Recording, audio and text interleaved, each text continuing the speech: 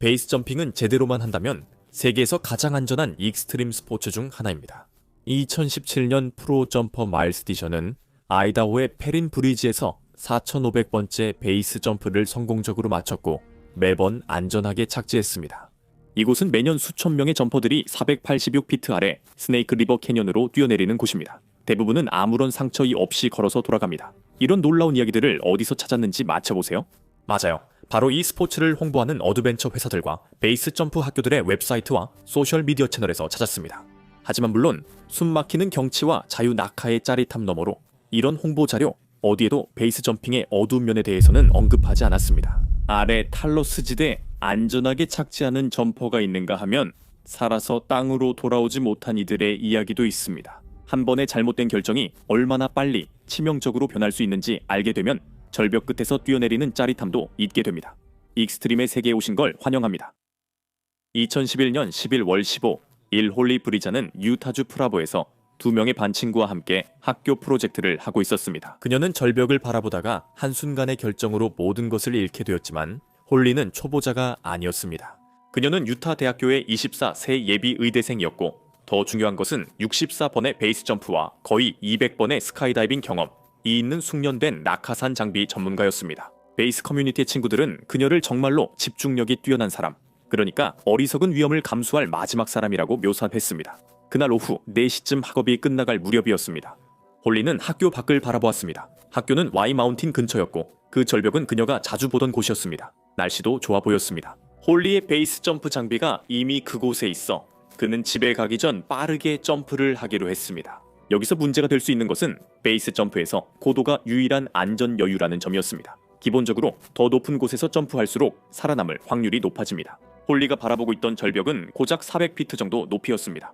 그 높이에서는 실수할 여유가 전혀 없었습니다. 정말로 전혀 없었습니다. 실제로 같은 날 오후에 엘렌 브레넌이라는 또 다른 베이스 점퍼가 똑같은 장소까지 등반했습니다. 그녀는 절벽을 바라보고 날씨 조건을 느낀 뒤 다른 선택을 했습니다. 엘렌의 말에 따르면 나는 그게 좋지 않다고 느꼈다고 했습니다.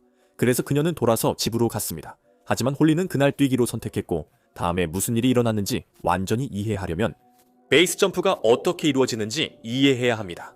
베이스는 4가지 고정된 물체를 뜻합니다. 사람들은 건물, 안테나, 다리 같은 스팬, 그리고 절벽이나 산 같은 대지에서 점프합니다. 이런 것들이죠. 스카이다이빙은 10,000피트 상공에서 낙하산을 펼 시간이 있지만 베이스 점프는 그렇지 않습니다. 베이스 점퍼들은 몇백 피트처럼 아주 낮은 곳에서도 뛰어내립니다. 이것이 스카이다이빙에서 중요한 이유를 설명하겠습니다. 만약 주 낙하산에 문제가 생기면 예비 낙하산이 있고 수천 피트의 여유가 있어서 펼 수 있습니다. 베이스 점핑에서는 몇 초 만에 착지하게 되고 두 번째 기회도 없고 문제를 해결할 시간도 없습니다. 말 그대로 낙하산을 펼치고 살아남기 위해 시간과의 싸움을 벌이는 셈입니다. 그래서 홀리가 절벽 끝에 서서 점프할 준비를 했을 때 그녀는 분명히 위험을 감수하고 있다는 걸 알고 있었을 겁니다. 그래도 그녀는 뛰어내렸습니다. 1초, 2초, 3초가 되자 홀리는 낙하산을 펼쳤고 완벽하게 작동했지만 속도가 충분히 줄지 않았습니다. 목격자는 그 다음 상황을 설명했습니다. 그들에 따르면 홀리는 이미 아래로 3, 4까지 내려와 있었습니다. 낙하산천이 완전히 공기를 받아서 그녀의 하강 속도를 늦추려면 1, 2초만 더 필요했지만 그녀에겐 그 1초조차 없었습니다. 홀리는 시속 약 60마일의 속도로 절벽 아래 바위에 부딪혔고 그 충격은 치명적이었습니다. 그녀의 몸은 경사면을 따라 20피트 정도 굴러 내려가 멈췄습니다. 그녀는 잠시 몸을 일으켰다가 다시 쓰러졌습니다. 목격자들은 신속하게 도움을 요청했고 구급대원들이 곧 도착해 30분 동안 그녀를 응급처치했지만 충격이 너무 심했습니다. 오후 4시 40분에 홀리 브리트잔이 사망 판정을 받았습니다. 원인은 낮은 풀에서 발생한 사고였습니다. 홀리 브리트잔은 무모한 초보자가 아니었고 능숙하며 위험평가 능력을 갖추었습니다. 하지만 장비도 있었고 절벽도 있었고 편리했으며 그녀는 분명히 이전에도 수십 번의 점프를 아무 문제 없이 해왔습니다. 그렇다면 이는 경험 많은 선수의 허용된 위험 감수였을까요? 아니면 이미 알던 것을 적용 못한 실패였을까요? 홀리 브리트잔은 한 번 판단을 잘못했지만 적어도 스스로 결정했습니다. 당신 앞에 있는 전문가들의 말을 무시하면 어떤 일이 벌어질까요? 1987년 10월 10일 웨스트버지니아 뉴리버 고지 다리에서 열린 브리지데이였습니다. 브리지데이에 대해 들어본 적이 없다면 이날은 매년 단 하루 876피트 높이의 다리에서 베이스 점프가 완전히 합법인 날입니다. 웨스트버지니아 주에서요. 수천 명의 관중들이 다리 위에 줄지어 서 있습니다. 점퍼들은 전국 각지에서 모여듭니다. 음악, 인파, 아드레날린이 넘치는 축제입니다. 베이스 점퍼 중 한 명은 스티브 거스팅이었습니다. 그는 26세였고 펜실베이니아 출신의 경험 많은 스카이다이버였습니다. 이날 세 번째 점프, 즉 세 번째 점프를 하고 있었습니다. 스티브는 기분이 좋았고 모든 것이 잘 작동하고 있었으며 완전히 집중하고 있었습니다. 하지만 한 가지 문제가 있었습니다. 스티브의 생명을 구할 낙하산 장비에 결함이 있었던 것입니다. 보시다시피 다리에서 뛰어내릴 때가 비행기에서보다 훨씬 느리게 떨어집니다. 그리고 등에 있는 컨테이너에서 주 낙하산을 꺼내기 위해 먼저 파일럿 슈트라고 불리는 작은 낙하산을 던집니다. 그 파일럿 슈트가 공기를 받아서 브라이들이라고 불리는 끈을 통해 주 낙하산을 꺼냅니다. 스티브의 파일럿 슈트는 작았습니다. 1000피트에서 빠른 비행을 위해 설계됐습니다. 비행기에서 뛰는 것과 달리 876피트 다리에서 뛰면 속도가 느리고 스치는 공기도 적습니다. 작은 파일럿 낙하산은 충분한 공기를 받지 못할 수 있다는 것을 브릿지데이 점프 마스터들은 알고 있었습니다. 그들은 스티브의 장비를 보고 바로 그를 불러 파일럿 낙하산이 너무 작다며 베이스 점프용 더 큰 파일럿 낙하산으로 교체해 주었습니다. 하지만 스티브는 그들을 보며 앞으로 오랫동안 안전 브리핑에서 반복될 4마디 전에도 항상 잘 됐어요 를 말했습니다. 그래서 그는 신경 쓰지 않고 다리에서 뛰어내렸고 처음엔 잘 되는 것 같았습니다. 그의 점프는 완벽한 자세로 깔끔하게 출발했습니다. 하나, 둘, 셋, 세 초가 평화롭게 흘렀습니다. 네 번째 초에 그는 손에 들고 있던 파일럿 슈트를 놓았고 바로 그 순간 재앙이 닥쳤습니다. 작은 파일럿 슈트가 나왔지만 머리 위에서 헛되이 펄럭이며 공기를 제대로 잡지 못했습니다. 그리고 파일럿 슈트가 제대로 작동하지 않자 스티브의 메인 낙하산은 그의 등에 있는 컨테이너 안에 그대로 남아 있었고 완전히 쓸모없었습니다. 땅이 빠르게 다가오자 스티브는 무슨 일이 일어나고 있는지 깨달았습니다. 당황한 스티브는 재빨리 리버스 립코드를 잡아당겼고 그의 백팩 낙하산이 나오기 시작했습니다. 하지만 그때 이미 스티브는 846피트 높이에서 700피트 이상 떨어진 상태였고 고도가 충분하지 않았습니다. 안타깝게도 스티브는 예비 낙하산이 펴지기 전에 땅에 부딪혔고 충격으로 즉사했습니다. 사고가 발생한 몇 주 후 브리지데이에서는 더 큰 베이스 전용 파일럿 슈트와 더 긴 베이스 전용 브라이들 같은 필수 장비 규정을 도입했습니다. 스티브 거스팅이 이전까지 항상 효과가 있었던 것에 대한 자신감으로 만든 안전 규정들은 1987 연이후 수백 명의 생명을 구했을 가능성이 높습니다. 스티브 거스팅은 자신의 장비가 잘 작동한다고 생각했고 실제로 스카이다이빙에서는 완벽히 작동했습니다. 하지만 점프 마스터들은 그 장비가 다리 점프에는 적합하지 않다는 것을 알고 있었습니다. 스티브는 모든 필요한 정보를 갖고 있었습니다. 그는 항상 효과 있던 것을 믿었습니다. 하지만 과거 성공을 믿는 것과 경고를 무시하는 건 다릅니다. 명성 때문에 경고를 무시하면 어떻게 될까요? 2024년 1월 27일 저녁 태국 파타야에 있는 룸핀이 빌레 나클루아 콘도미니엄 밖에 서 있었다면 29층 건물 옥상에서 뭔가 이상한 일이 벌어지고 있다는 것을 눈치챘을지도 모릅니다. 한 남자가 낙하산을 메고 헬멧에 카메라를 단 채 옥상 가장자리 근처를 서성였습니다. 그리고 계속 지켜봤다면 그가 가장자리로 가서 카운트다운 후 뛰어내리는 걸 봤을 겁니다. 하지만 그는 곧 치명적인 실수를 하려 했다는 걸 몰랐을 겁니다. 그의 친형도 초보자라면 알 수 있는 기본적인 실수라고 했습니다. 그 남자의 이름은 나티 오덴손이었습니다. 그는 33세 영국인 스카이 포토그래퍼였으며 소셜미디어 팔로워가 1만 명이 넘었고 경력 동안 약 5,000번의 점프를 했습니다. 그는 약 10년 동안 여러 나라에서 전문적으로 점프를 해왔으며 그동안 탠덤 고객을 데리고 다니거나 항공 영상을 촬영해왔습니다. 불과 3달 전 그는 5번째 장비 고장을 겪었지만 한 강사가 공중에서 그를 직접 붙잡아 그의 생명을 구해줬습니다. 나시의 반응은 그 기록도 나쁘지 않다고 했습니다. 그는 이미 전날 이 콘도에서 점프를 시도했지만 날씨 때문에 취소했습니다.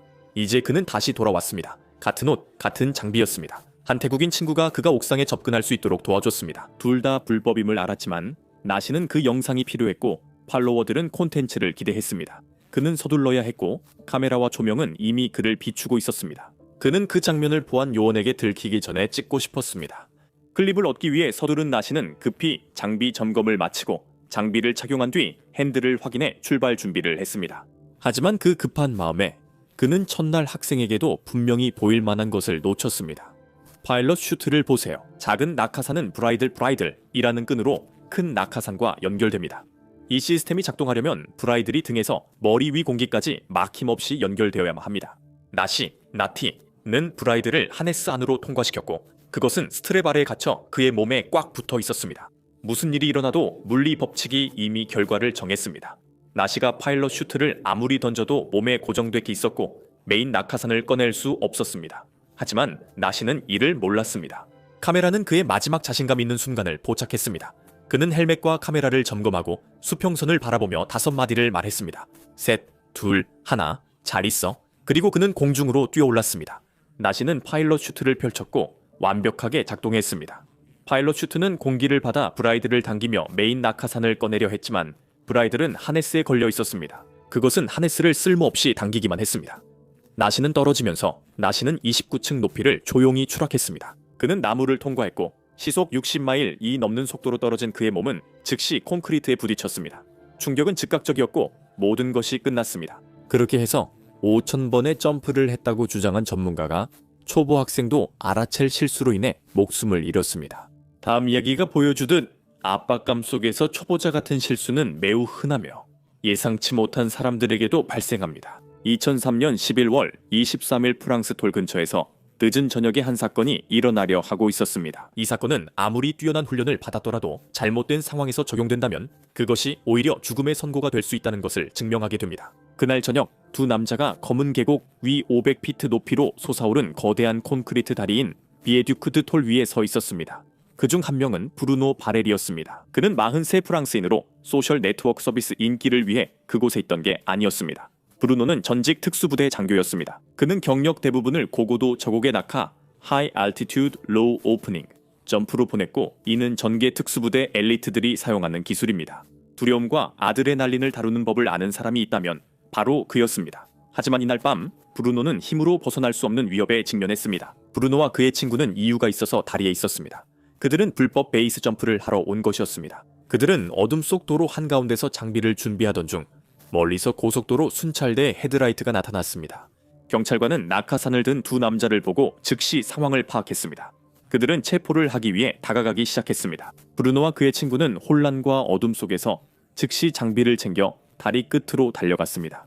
브루노는 다리 난간 근처에 파일럿 슈트를 떨어뜨렸습니다. 그가 그것을 집으려 몸을 숙이자 파일럿 슈트와 브라이들이 몸에 엉켰습니다. 경찰에겐 약 30초 밖에 남지 않았습니다. 브루노는 몸에 감긴 줄을 내려다보았습니다. 그는 멈춰서 모두 풀거나 계속하다 경찰이 오면 체포를 받아들이는 두 가지 선택이 있었습니다. 하지만 그것은 형사처벌과 장비 압수를 의미했습니다. 더 나쁜 것은 전직 군인이 민간 순찰대에게 잡혀 공개적으로 망신을 당하는 것이었습니다. 아니면 어쨌든 뛰어내려 살아남고 임무를 완수하는 것이었습니다. 브루노 베럴은 절대 항복하지 않도록 훈련받았기 때문에 난간을 뛰어넘어 검은 공허 속으로 뛰어들었습니다. 기억하세요. 주낙하산은 그냥 배낭에서 저절로 튀어나오는 게 아니라 직접 꺼내야 합니다. 그 작은 파일럿 슈트는 하늘에서 닷처럼 작용해야 합니다. 그걸 던지면 바람을 받아서 당신의 등에 있는 컨테이너에서 큰 낙하산을 잡아당겨 꺼냅니다. 하지만 브루노가 파일럿 슈트를 던졌을 때 그 둘을 연결하는 코드인 브라이들이 그의 팔과 몸에 단단히 감겨 있었습니다. 그래서 낙하산을 꺼내는 대신 파일럿 슈트는 그의 팔에 묶인 채로 바람에 쓸모없이 펄럭이기만 했습니다. 계속해서 잡아당겼지만 메인 캐노피를 꺼낼 수 없었습니다. 브루노는 완벽하게 작동하는 낙하산을 배낭 안에 넣은 채로 500피트 아래 계곡으로 떨어졌습니다. 그는 충돌과 동시에 즉사했습니다. 그의 친구는 다른 선택을 했습니다. 그는 달리기를 멈추고 손을 들었으며 경찰에게 체포당했습니다. 그는 몇 시간 동안 경찰서에 있다가 다음날 집으로 돌아갔습니다. 브루노는 분명한 선택지가 있었지만 상황 때문에 체포 위험을 감수하는 것보다 더 나쁜 선택만 남았습니다. 그의 훈련은 도망치라고 했고 물리학은 그가 죽을 것이라고 말했지만 그는 훈련을 따랐습니다. 심리학자들은 이것을 계획된 지속 편향이라고 부릅니다. 이것은 뇌가 원래의 목표를 완수하는 데 너무 집착해서 실제로 생명을 구할 수 있는 정보를 걸러내는 정신적 함정입니다. 손에 쥐넣혀 있는 줄처럼 브루노의 군인 뇌에게 등반의 정상 열풍처럼 점프를 중단하는 것은 임무 실패처럼 느껴졌고 실패는 선택지가 아니었습니다. 그래서 그는 그대로 절벽을 넘어 나갔지만 브루노는 적어도 순간적인 공황 속에서 실수를 저질렀습니다. 그런데 만약 그 반대, 즉 완벽한 침착함을 가졌을 때는 어떻게 될까요? 수개월에 걸친 계획과 박사급의 공기역학 지식이 있어도 결국 재앙으로 이어지는 길을 선택할 수 있다는 말인가요? 2015년 5월 7일 페린 다리, 아이다호주 트윈폴스. 그날 늦은 오후 페린 다리 위에 있었다면 영화에서나 볼 법한 장면을 봤을 겁니다. 불타는 남자가 스네이크 강으로 떨어졌죠. 그 남자는 제임스 히키였고 그는 이 스포츠에 대한 모든 고정관념을 깨뜨린 인물이었습니다. 첫째, 그는 73세였고 둘째, 은퇴한 회계사였습니다. 평범하고 지루한 숫자쟁이였죠. 하지만 지난 10년 동안 그는 1000번이 넘는 베이스 점프를 했습니다. 제임스는 무모한 사람이 아니었습니다. 그는 체계적이고 계산적인 사람이었고 단지 시니어 운동선수로서 가능한 한계를 넘는 것을 사랑했을 뿐입니다. 그리고 이날 제임스는 구체적인 계획을 가지고 있었습니다. 그는 불타는 낙하산 묘기를 선보이고 싶어 했습니다. 그 계획은 복잡했습니다. 다리에서 뛰어내린 후 불이 붙도록 장치된 낙하산을 펼치고 시각적인 장관을 위해 그것이 타도록 두었다가 낙하산을 잘라내고 그 다음에 새 낙하산을 펼쳐 안전하게 착지하는 것이었습니다. 하지만 제임스는 즉흥적으로 하지 않고 이 묘기를 진지하게 대했습니다. 그는 이 일을 계획하는데 4일을 보냈고 타이밍, 바람, 장비를 계산하며 60페이지가 넘는 노트를 작성했습니다. 그는 스카이다이빙에서 이 묘기를 해본 경험이 있어 베이스 점프에서도 가능하다고 생각했을 겁니다. 하지만 그가 무시했거나 극복할 수 있다고 믿었던 근본적인 물리학적 문제가 있었습니다. 1000피트 상공에서는 약 60초 동안 자유낙하를 할 수 있습니다. 그 정도 시간이면 낙하산에 불을 붙이고 태우고 잘라내고 자세를 안정시킨 다음 예비 낙하산을 펼칠 수 있습니다. 하지만 페린 브리지에서 486피트 높이에서는 충돌까지 약 5, 6초밖에 시간이 없습니다. 이 스턴트는 여러 단계가 순차적으로 이루어져야 했습니다. 점화, 연소, 잘라내기, 예비 낙하산 펼치기, 각 단계마다 시간이 필요합니다. 하지만 그에게는 그 시간이 없었습니다. 어쨌든 그날 제임스가 다리 난간을 넘을 때 그는 자신의 계획에 자신감이 있었습니다. 관중들은 다리 위에 줄지어 있었고 카메라들은 녹화 중이었으며 제임스는 뛰어내렸습니다. 그의 낙하산은 깔끔하게 펼쳐졌고 계획대로 점화되었습니다. 하늘에서 불덩이가 터졌습니다. 불길이 그의 머리 위 캐노피를 집어삼켰습니다. 다리 위에 있던 사람들은 충격과 놀라움에 소리를 질렀습니다. 모든 것이 그가 계획한 대로 보였습니다. 낙하산을 타고 내려온 남자가 불을 일으켰습니다. 이제부터 진짜 어려움이 시작됐습니다.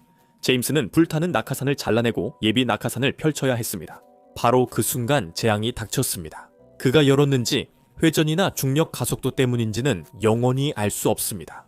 우리가 아는 것은 제임스가 메인 캐노피를 잘라내지 못했다는 사실입니다. 제임스 히키는 불타는 낙하산이 여전히 몸에 붙은 채로 스네이크 강에 떨어졌고 즉시 사망했습니다. 검시관의 보고서는 명확했습니다. 사망 원인은 복잡한 스턴트 과정에서 낙하산을 늦게 펼친 것이었습니다. 그는 올바른 계획이 있었지만 실행할 시간이 부족했습니다. 제임스의 죽음은 그의 페린 브리지에서 두 번째 베이스 점프 사망 사고였으며 최근 몇 년간 가장 논란이 컸습니다. 그는 아마추어가 아니라 젊은 선수들이 많은 스포츠에서 여전히 한계를 넘을 수 있음을 증명하고 싶었던 프로였기 때문입니다. 60페이지에 달하는 노트, 1000번의 이전 점프, 그리고 죽음.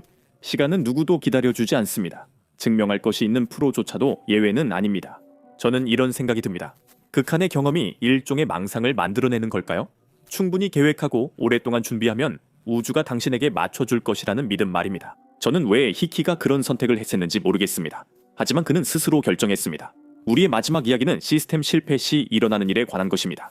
참고로 매주 파트런에서 새로운 것을 공유합니다. 독점 영상이나 실제로 무슨 일이 있었는지에 대한 분석, 혹은 유튜브에는 올리지 않는 개인적인 이야기를 나눕니다. 비하인드 스토리를 보고 싶다면 파트런 익스트림 커뮤니티에 가입해주세요. 2021년 1월 1일 말레이시아 푸트라자에서 뵙겠습니다. 이날 여성가족 커뮤니티 개발부 건물을 올려다봤다면 옥상에서 베이스 점퍼들을 봤을지도 모릅니다. 이는 정부가 승인한 훈련 세션이었습니다. 말레이시아 최고의 베이스 점퍼들이 이끄는 공식적이고 이론상으로는 안전한 훈련이었습니다. 그날 점퍼 중 한 명은 아주안 타루딘이었고 그는 초보자가 아니었습니다. 아주안 타루딘은 49세였고 18년간의 낙하산 경험과 300회 이상의 베이스 점프 그리고 500회가 넘는 스카이다이빙 경험을 가지고 있었습니다. 동료 점퍼들은 그를 말레이어로 마스터라는 뜻의 시프라 불렀다. 아주안은 2016년부터 2019년까지 말레이시아 최대 베이스 점프 쇼케이스에서 공연했습니다. 국경일 축하 행사, 연방 영토의 날, 수천 명의 관중이 모인 정부 행사 등에서 공연했습니다. 말레이시아의 젊은 점퍼들이 베이스 점프를 배우고 싶을 때 아주안에게 배웠습니다. 그는 2월 1일 연방 영토의 날 공연 훈련 중이었습니다. 그는 8빈 팀 중 5번째이자 마지막 점퍼였습니다. 모든 것이 체계적으로 준비되어 있었고 안전 요원들도 대기 중이었습니다. 이것은 베이스 점프가 가질 수 있는 가장 공식적인 행사였습니다. 하지만 그들은 알지 못했지만 문제가 있었습니다. 그리고 그 문제는 수년간 기록되어 온 것이었습니다. 몇 년 전 호주의 베이스 점프 전문가인 게리 커닝햄이 바로 이 건물에 대해 우려를 제기한 적이 있었습니다. 커닝햄은 쿠알라룸푸르 타워에서 925번의 베이스 점프를 완료했고 전 세계적으로 2,000번이 넘는 빌딩 점프를 했습니다. 그는 건물과 건축에 대해 잘 알고 있었고 베이스 점프에 대해서도 잘 알았습니다. 그리고 이 정부 청사가 위험하다는 것도 알고 있었습니다. 이 건물의 외관에는 구부러진 알루미늄 수평핀이 있는데 이것은 벽에서 튀어나온 태양 차단 장치입니다. 베이스 점퍼에게는 이것이 선반처럼 보입니다. 그 핀들은 치명적인 장애물입니다. 낙하산이 건물 쪽으로 조금이라도 떠밀리면 매끄러운 유리를 스치고 지나가는 것이 아니라 줄이 걸릴 수 있고 캐노피가 접힐 수 있으며 추락이 멈출 수도 있는 금속 선반에 부딪히게 됩니다. 모든 일이 잘못될 만큼 충분한 시간입니다. 커닝햄의 경고는 구체적이고 수학적이었다고 그는 말했습니다. 말레이시아 베이스 점핑 행사에서 평균 건물 충돌 비율과 이 건물의 특성을 감안할 때 500번 내에 사망자가 발생할 가능성이 높다고 했습니다. 그는 단순 추측이 아니라 결국 이 건물에서 누군가가 죽을 것이라 예측했습니다. 그것은 만약의 문제가 아니라 언제의 문제였지만 말레이시아 베이스 점핑 커뮤니티의 반응은 그를 그냥 무시했습니다. 아마도 그들은 게리가 과장한다고 생각했을 수도 있고 행사가 정부의 승인을 받았기 때문에 위험이 관리되고 있다고 생각했을 수도 있습니다. 아니면 단순히 자신들이 충분히 실력이 있어서 곧게 날 수 있다고 믿었을 수도 있습니다. 그래서 그 건물은 정부 행사에서 계속 사용되었습니다. 점프는 오후 5시 35분에 계속 진행됐습니다. 2021년 1월 아주아는 그 부처 건물에서 뛰어내렸고 그의 낙하산이 펼쳐졌습니다. 평소처럼 깔끔하게 펼쳐졌습니다. 몇 초 동안은 모든 것이 좋아 보였습니다. 교과서적인 점프였지만 그의 비행 경로가 약간 건물 쪽으로 치우쳤습니다. 그리고 그 순간 게리의 주장은 망상적인 허구에서 부정할 수 없는 사실로 바뀌었습니다. 아주안의 몸이 그 수평 알루미늄 핀 중 하나에 부딪혔습니다. 충격으로 그의 추락이 약 0.5초 동안 멈췄습니다. 그게 전부였습니다. 0.5초, 별로 대단해 보이지 않을 수 있지만 베이스 점핑에서는 긴장이 곧 생명입니다. 충격으로 캐노피에서 공기가 빠져나가자 즉시 머리 위에서 천더미로 붕괴되었습니다. 그는 회복하지 못했습니다. 어떻게 그럴 수 있었겠습니까? 그는 이미 비행 중이었기 때문에 건물 옆면을 굴러 떨어지면서 핀에 계속 부딪혀졌고 쓸모없어진 캐노피가 뒤따른 채로 땅에 세게 부딪혀졌습니다. 구조대는 몇 분 만에 도착했고 아주아는 푸트라자야 병원으로 급히 이송됐지만 이미 늦었습니다. 오후 6시 10분이었습니다. 점프한 지 약 35분 후 그는 사망 판정을 받았습니다. 사망 원인은 게리의 예측대로 건물의 건축적 구조물에 부딪힌 것이었습니다. 아주안의 사망 이후 게리 커닝햄은 성명을 발표했습니다. 현재 이 건물에서 베이스 점프가 중단된 것은 다행입니다. 만약 점프가 다시 허용된다면 같은 비극적인 결과가 다시 일어날 것이 확실하기 때문입니다. 모든 관련자는 경고를 받았고 데이터도 공개됐으며 전문가 의견도 이미 있었습니다. 하지만 그 행사의 분위기, 실적에 대한 압박, 그리고 집단의 부정이 경고의 신호를 잠재웠습니다. 그들은 경고를 무시했고 결국 중력이 모든 것을 지배했습니다. 아주안에게 일어난 일은 모든 점퍼의 악몽이지만 이런 일을 겪은 사람이 아주안만은 아닙니다. 이 6명의 윙슈트 파일럿들은 세계에서 가장 뛰어난 조종사들이었지만 그들이 사랑했던 스포츠가 결국 그들을 죽음으로 몰아넣었습니다. 영상을 바로 여기에서 시청하세요.